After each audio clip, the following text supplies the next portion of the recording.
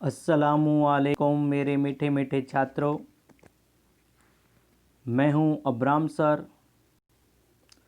आज मैं कर्णवीर का जीवन दर्शन जो चौथी जो काव्य हैं उनके कवि हैं रामधारी सिंह दिनकर। उनके जीवन परिचय के बारे में यहाँ पर मैं चर्चा करने वाला हूँ।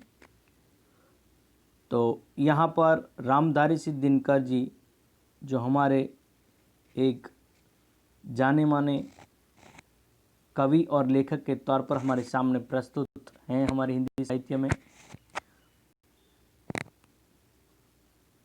उनका जन्म 23 सितंबर 1908 सिमरिया घाट बेंगलुराई जिला बिहार में उनका जन्म हुआ है। उनका मृत्यु निधन 24 अप्रैल 1974 यानी कि उम्र 65 साल तक वो इस दुनिया में रहे। मद्रास तमिलनाडु भारत में उनकी जो निधन हुआ है, मृत्यु हुआ है। व्यवसाय से वो कवि और लेखक के तौर पर हमारे सामने प्रस्तुत है। अवधि काल के तौर पर वो एक जाने माने आधुनिक काल के कवि लेखक में नाम उनका है। विधा गद्य और पद दोनों में उनका नाम मशहूर है। विषय के तौर पर जो देखा जाए तो उन्होंने कविता, खंड काव्य, निबंध, समीक्षा,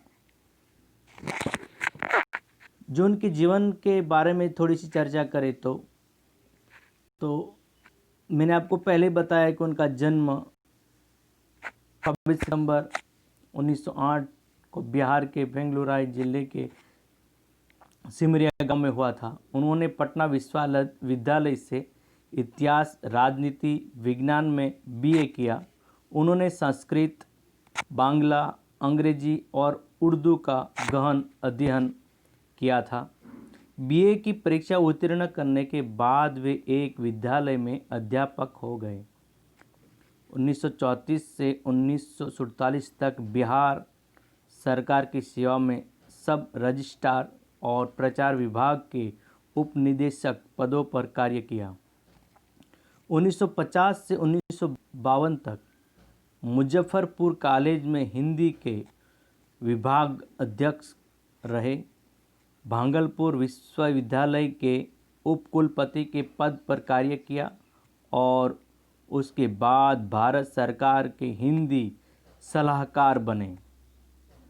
उन्होंने पद्म विभूषण की उपाधि से भी अलंकृत किया गया। उनकी पुस्तक संस्कृति के 4 अध्याय के लिए साहित्य अकादमी पुरस्कार तथा उर्वशी के लिए भारतीय ज्ञानपीठ पुरस्कार प्रदान किया गया। अपनी लेखनी के माध्यम से वह सदा अमर रहेंगे।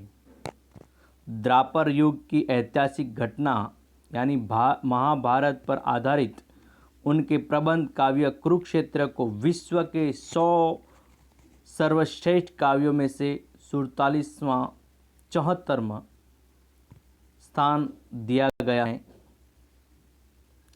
और जो उनकी रचनाएं कि कुछ जो काव्य, उनकी बहुत सारी रचनाएं उन्होंने लिखी हैं काव्य में, जो थोड़ी सी चर्चा यहाँ पे उनके नाम में बता रहा हूँ कि बारदोली विजय संदेश जो 1928 में उन्होंने लिखी है, रेणुका, हुंकार, रजवंती, कुरुक्षेत्र, धूप छांव, बापू, नीम के पत्ते, मिर्ची का मजा, रश्मिरथी, उर्वशी, लोकप्रिय कवि दिनकर, सूरज का ब्याह, नील कुसुम, ऐसी बहुत सारी उनकी काव्य जो संग्रह हैं।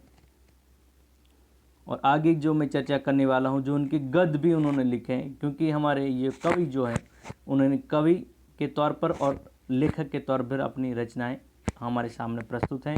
तो उनकी कुछ जो गद्य में उनकी लेनी है तो उनकी थोड़ी सी चर्चा मैं करना चाह रहा हूँ। यहाँ पे बात जो उनकी रचना है उनकी बताने जा रहा हूँ कि मिट्टी की और फिर अर्धनारेश्वरी, रेती के फूल, भारत की सांस्कृतिक कहानी, संस्कृति के 4 अध्याय, पंत प्रसाद और मैथिली शरण, वेणुवन, लोकदेव, नेहरू, राष्ट्रभाषा आंदोलन और गांधी जी, मेरी यात्राएं, संस्मरण और श्रद्धांजलि, काव्य की भूमिका, उजली आग, ये सब उनके गद्य की रचनाएं हैं।